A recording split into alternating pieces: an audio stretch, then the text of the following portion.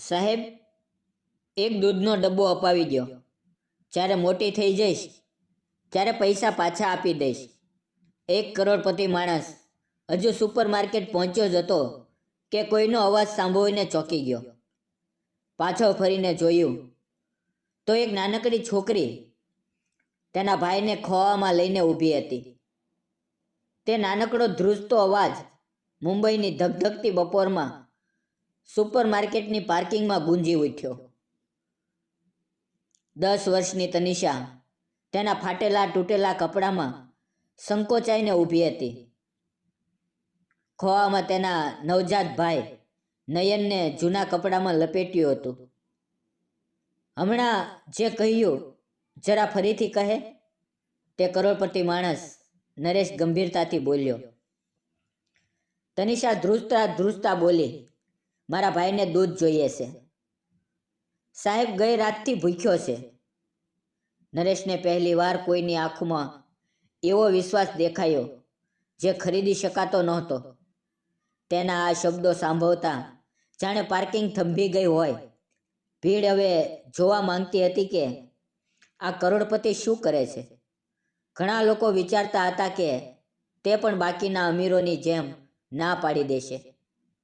પણ નરેશ તેની નજીક ઝૂક્યો, નયનને જોયો અને પછી તનિષાને બોલ્યો, જો તું સાચું કહે છે તો આજે ફક્ત દૂધ નહીં, જે જરૂરિયાત હશે તે બધું અપાવીશ. કેટલાક લોકો વિડીયો બનાવવા લાગ્યા, જાણે કોઈ મોટો ડ્રામો થવાનો હોય. તનિષાને ખબર નહોતી કે આ માણસ કોણ છે. તેને બસ તેના ભાઈનો ભૂખ્યો ચહેરો યાદ આવી રહ્યો હતો. નરેશે હાથથી ઈશારો કર્યો, ચાલ મારી સાથે. તનિષા ખચકાતા ખચકાતા આગળ વધી. વિચારતી હતી કે આટલા મોંઘા કપડાં પહેરેલો માણસ મદદ કેમ કરશે.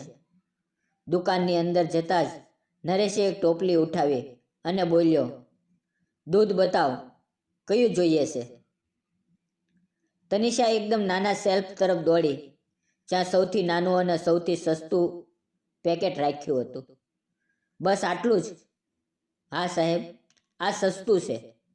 તેના શબ્દો જાણે નરેશની અંદર કંઈક વીંધી નાખ્યું હોય.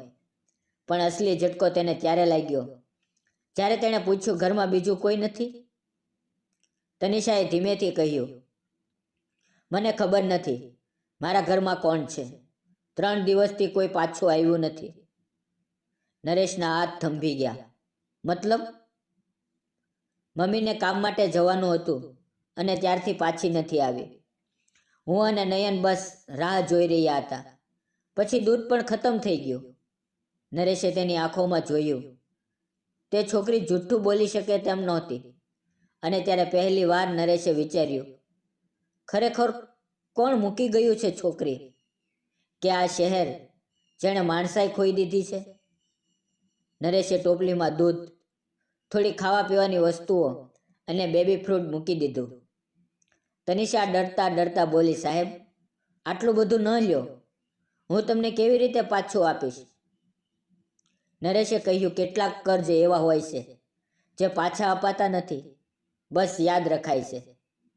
તનિષા પહેલી વાર હસી. એક માસૂમ ખચકાથી પણ આ સ્મિત આવતા જ એ પળ ગાયબ થવાની હતી. એક એવા કારણથી જેને જોઈને નરેશ પણ સ્તબ્ધ થઈ ગયો. જ્યારે તેઓ ડીલિંગ કાઉન્ટર તરફ જઈ રહ્યા હતા, તનિષાના પગ લથડ્યા અને તે જમીન પર પડી ગઈ. નયન તેના ખોળામાં ધ્રુજી ગયો. નરેશ ગભરાઈને ઝૂક્યો, શું થયું તને? કંઈ નહીં સાહેબ, બસ થોડું ચક્કર આવી ગયું. 2 દિવસથી બરાબર ખાધું નથી. આ સાંભળીને નરેશની દિલ જાણે ભારે થઈ ગયું. નરેશે નયનને ખોળામાં ઉઠાવ્યો. પહેલી વાર તેણે કોઈ બાળકને ખોળામાં લીધું હતું. પણ હવે તેના મનમાં એક પ્રશ્ન ઊભો થઈ ચૂક્યો હતો. આ બાળકો અહીંયા સુધી કેવી રીતે પહોંચ્યા? બિલ ચૂકવીને ત્રણેય બહાર આવ્યા. તો નરેશે પૂછ્યું, તમે ક્યાં રહો છો? ક્યાં સાહેબ? પાસેની ગલીમાં. જૂની ઝૂંપડી હતી પણ 2 દિવસ પહેલાં તોડી દેવાય, એટલે રોડ કિનારે રહીએ છીએ. નરેશ સ્તબ્ધ થઈ ગયો. તે કોઈની મદદ નહોતી માંગી. મમ્મી કહેતી હતી ક્યારેય કોઈની પાસે ભીખ ના માંગવી, એટલે ફક્ત દૂધ માંગ્યું હતું. આ જવાબે નરેશને અંદરથી વિચલિત કરી દીધો. હવે તે ફક્ત મદદ કરનારો માણસ નહોતો, તેને સમજવું હતું કે આ બાળકો કઈ હાલતમાં છે. નરેશ ગાડી વાળીને તે જ ગલી તરફ લઈ ગયો જ્યાં તૂટેલી ઝૂંપડીઓના ઢગલા હતા. તૂટેલું ફર્નિચર, વેરવિખેર સામાન. અહીંયા તમે રહેતા હતા? હા સાહેબ. નરેશે પહેલી વાર અનુભવ્યું કે ઇમારતો બનાવનારના હાથ ક્યારેક ક્યારેક લોકોના ઘર પણ તોડી દે છે. ભલે અજાણતા જ, પણ આ વાર્તામાં એક વધુ વાંક તેમની રાહ જોઈ રહ્યો હતો. નરેશે ઊંડો શ્વાસ લીધો અને બોલ્યો, તમે બંને મારી સાથે ચાલો. તનિષા ગભરાઈ ગઈ. ક્યાં સાહેબ? ડરીશ નહીં, બસ થોડે દૂર મારી ઓફિસ સુધી જવાનું છે. પછી હું તમને ત્યાં લઈ જઈશ જ્યાં તમે સુરક્ષિત રહી શકો. તનિષાએ માથું હલાવ્યું. તેની પાસે બીજો કોઈ રસ્તો નહોતો, પણ નરેશને ખુદને ખબર નહોતી કે તેનું આગલું પગલું તેની જિંદગીને કેવી રીતે બદલી દેશે. ઓફિસ પહોંચતા જ બધા હેરાન હતા. બસ બાળકો સાથે નરેશે સૂચના આપી, કોઈએ વિડીયો બનાવવાનો નથી. સ્ટાફ બાળકો માટે ખાવાનું લાવ્યા. તનિષાએ ખાવાની તરફ એવી રીતે જોયું જાણે વિશ્વાસ જ ન આવી રહ્યો હોય કે આજે તેનું પેટ ભરાવાનું છે. જ્યારે તેણે પહેલો કોળિયો લીધો, તેની આંખો ભરાઈ આવી. પણ અસલી તોફાન હજી બાકી હતું. બાળકોની માતા વિશે એક ખબર મળવાની હતી. નરેશને તે ગલીના એક વૃદ્ધનો કોલ આવ્યો. બેટા, કેટલાક લોકો જણાવી રહ્યા છે બાળકોની માતા પાસેની હોસ્પિટલમાં છે. કદાચ નબળા પડીને પડી ગઈ છે. તનિષા સાંભળીને ઊભી થઈ ગઈ. સાહેબ, હમણાં ચાલો. નરેશે મોડું ન કર્યું, ગાડી દોડાવી દીધી. પણ હોસ્પિટલ પહોંચીને જે મળ્યું તે આશા અને ડરનું મિશ્રિત રૂપ હતું. ત્યાં એક મહિલા હતી, પીડામાં નબળી પણ જીવંત મમ્મી. તનિષા દોડીને તેની પાસે ગઈ. મહિલાની આંખો ભરાઈ આવી. હું કામ શોધવા ગઈ હતી, પણ તબિયત બગડી ગઈ. નરેશે ડૉક્ટર સાથે વાત કરી. ધીમા અવાજમાં ગંભીર થઈને, થોડી દવાઓ લાગશે, થોડી દેખભાળ. પણ ડૉક્ટરે કહ્યું. નરેશનો આગલો નિર્ણય વાર્તાનો સૌથી મોટો વાહક હતો. નરેશ તેમની પાસે ગયો અને બોલ્યો, તમે આરામ કરો, બાળકોની ચિંતા ન કરો. હમણાં આ મારી સાથે સુરક્ષિત રહેશે. મહિલાની આંખોમાં કૃતજ્ઞતા હતી, પણ ડર પણ હતો. સાહેબ, હું આ કરજ કેવી રીતે ઉતારીશ? નરેશે તે જ વાતનું પુનરાવર્તન કર્યું. કેટલાક કરજ પાછા અપાતા નથી. પણ તનિષાના મનમાં એક વધુ પ્રશ્ન હતો અને તેણે તે પૂછી જ લીધું. સાહેબ, શું તમે અમને ફરી ક્યારે છોડી દેશો? નરેશ થોડી પળ માટે ચૂપ રહ્યો. ના તનિષા, તું હવે એકલી નથી. તેના આ અવાજમાં પહેલીવાર એક પિતા જેવો વિશ્વાસ હતો. પણ હજી એક પગલું બાકી હતું, બાળકોને રહેવા માટે સુરક્ષિત જગ્યા. નરેશ તેમને એક સુરક્ષિત અસ્થાયી ઘર લઈ ગયો. સ્વચ્છ રૂમ, ભોજન અને ઘણું બધું. તનિષાએ નયનને પડખું ફેરવ્યું અને ધીમા અવાજે કહ્યું, હવે આપણે ડરશું નહીં, નરેશ. નરેશ તેમને જોઈને વિચારી રહ્યો હતો કે સફળતા ઇમારતોમાં હોય છે. આજે સમજાયું કે સફળતા માણસાઈમાં હોય છે. અને આ દરમિયાન એક વિચાર તેના દિલમાં એક આકાર લેવા લાગ્યો, મોટો અને નિર્ણાયક.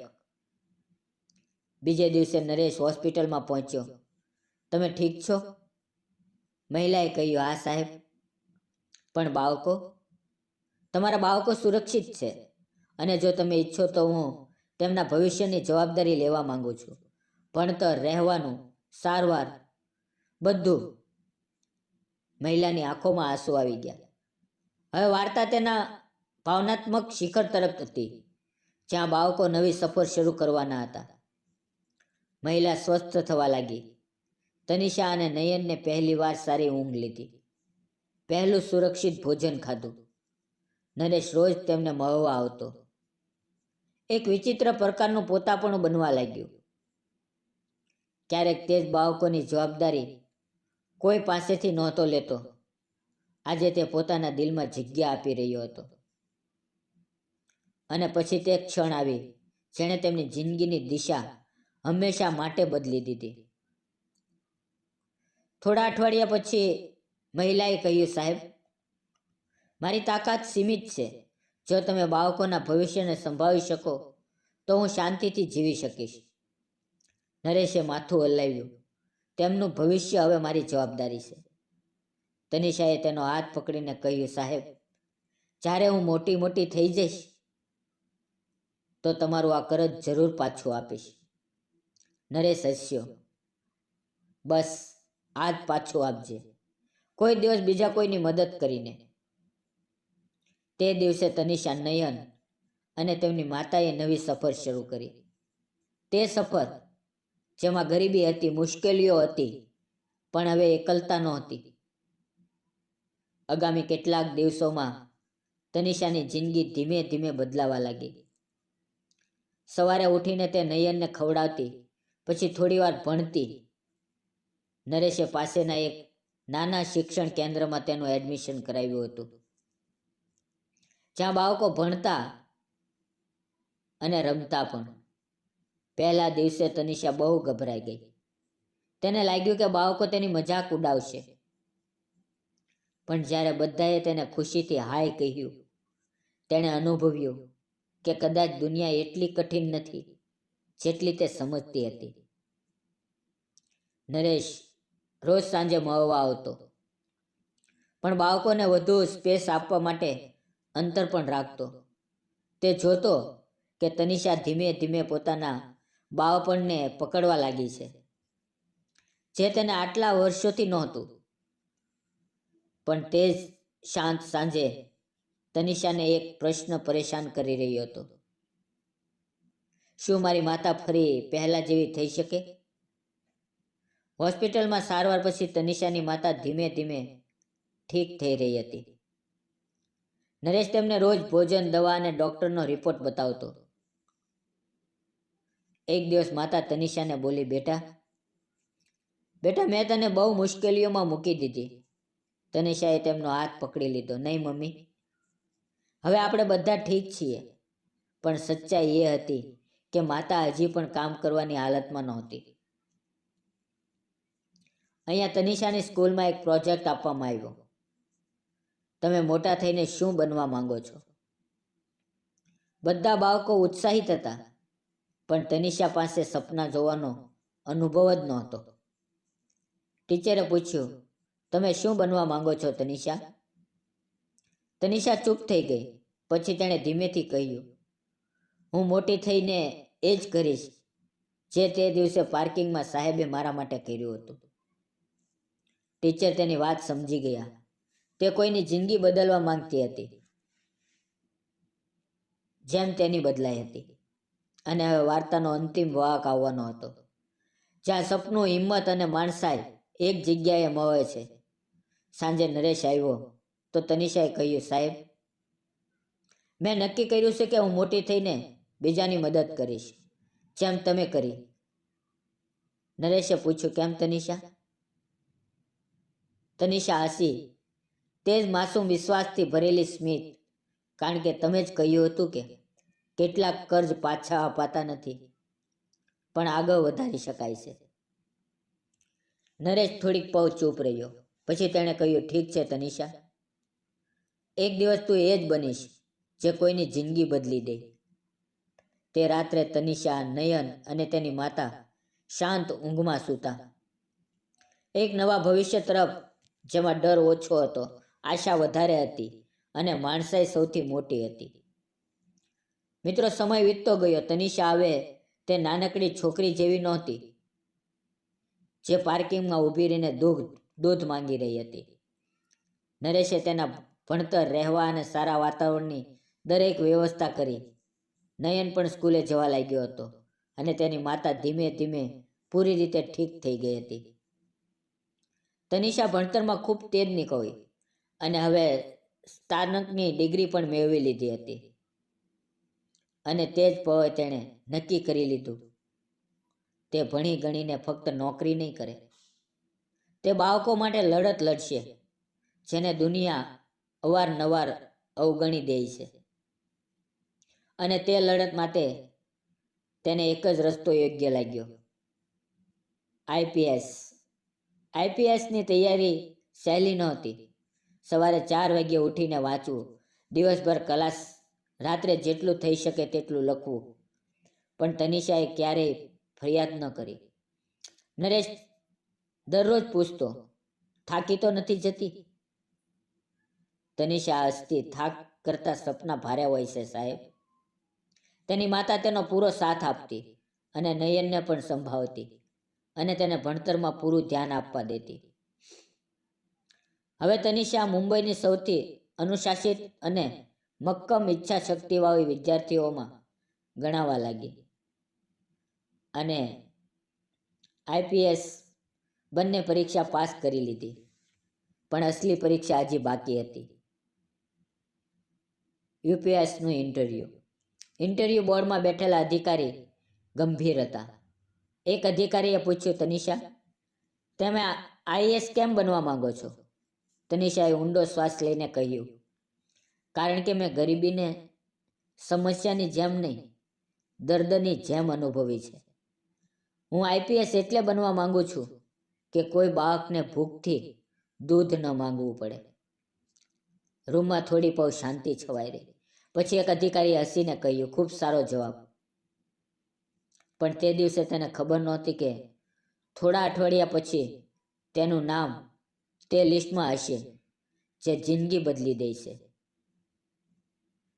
રિઝલ્ટના દિવસે તનિષા કમ્પ્યુટરની સામે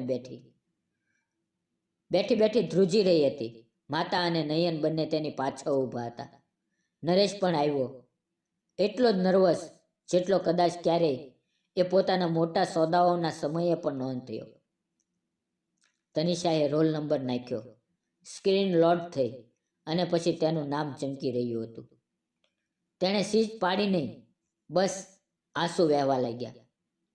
માતાએ તેને ગળે લગાવી લીધી. નરેશે કહ્યું, આજે તે પોતાને જ નહીં, આ શહેરને પણ જીતી લીધું છે. પણ આઈએએસ બનવું મંજિલ નહોતી. હવે અસલી સફર શરૂ થવાની હતી. તનિષાની પહેલી પોસ્ટિંગ એક એવા જિલ્લામાં થઈ જ્યાં બાળકોના શિક્ષણ અને પોષણની સમસ્યા ખૂબ ઊંડી હતી. લોકો તેને એક કડક અને ઈમાનદાર અધિકારી તરીકે જાણતા હતા. પણ તેની અસલ ઓળખ હતી એક સંવેદનશીલ માણસ જેણે દરેક સ્કૂલે જઈને બાળકો સાથે વાત કરી, દરેક આંગણવાડીની વ્યવસ્થા જોઈ, દરેક મહિલાને પૂછ્યું, શું તેમને મદદ મળી રહી છે? લોકોએ અનુભવ્યું કે આ અધિકારી ફાઇલોમાં નહીં, જમીન પર સમાધાન શોધે છે. અને પછી એક દિવસ તેને તે જ દ્રશ્ય દેખાયું જેણે તેના જીવવાનું ચક્ર પૂરું કરી દીધું. નિરીક્ષણથી પાછા ફરતી વખતે તેને રોડ કિનારે એક છોકરી દેખાય, ભૂખી, ડરેલી, પોતાના નાના ભાઈને લીધેલી, બરાબર એવી જ જેમ વર્ષો પહેલાં તે પોતે હતી. તનિષા ગાડી રોકાવીને બહાર આવી. છોકરીએ ગભરાઈને કહ્યું, મેડમ, હું ભીખ નથી માંગી, બસ દૂધ જોઈએ છે. તેની આ વાત સાંભળીને તનિષાની આંખો ભરાઈ આવી. તે ઝૂકી છોકરીનો હાથમાં પકડ્યો અને કહ્યું, હું જાણું છું આ કેવું લાગે છે, ચાલ મારી સાથે. તેણે તરત છોકરીને તે બધું અપાવ્યું જેની તેને જરૂર હતી. પણ તે છોકરીએ જે કહ્યું તેણે તનિષાનું દિલ પીગળાવી દીધું. છોકરીએ ધીમેથી કહ્યું, મેડમ, જ્યારે હું મોટી થઈ જઈશ તો તમને પૈસા પાછા આપી દઈશ. તનિષા સ્મિત કર્યા વગર ન રહી શકી. તે જ વાક્ય, તે જ નિર્દોષતા, તે જ દર્દ. તેણે કહ્યું, નહીં બેટા, તું મોટી થઈ જાય, બીજા કોઈની મદદ કરી દેજે, બસ એ જ પાછું આપવાનું છે. આ કહેતા તેનો અવાજ ભારે થઈ ગયો. તેને યાદ આવ્યું તે દિવસ, તે પાર્કિંગ અને એક વ્યક્તિ જે તેની જિંદગી બદલવા માટે રોકાઈ ગયો હતો. કેટલાક મહિનાઓ પછી તે જિલ્લાની સ્કૂલમાં મોટો કાર્યક્રમ હતો. આઈપીએસ ઓફિસર તનિષા મુખ્ય અતિથિ હતી. તેણે બાળકોને સંબોધનતા કહ્યું, હું તમારા બધામાં મારા બાળપણને જોઉં છું. કોઈનો જન્મ સહેલો નથી હોતો, પણ સપના બધાના સરખા હોય છે.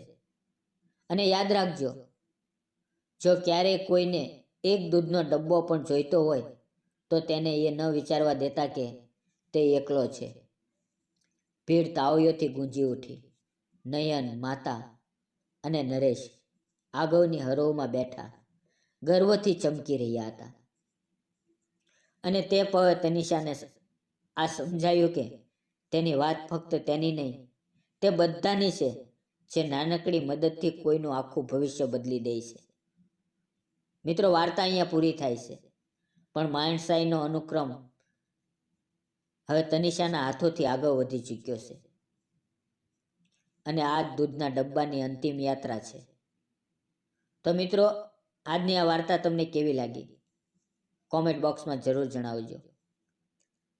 મિત્રો, જો તમને વાર્તા પસંદ આવી હોય તો વિડીયોને લાઈક કરજો અને વિડીયોને વધુમાં વધુ શેર કરજો.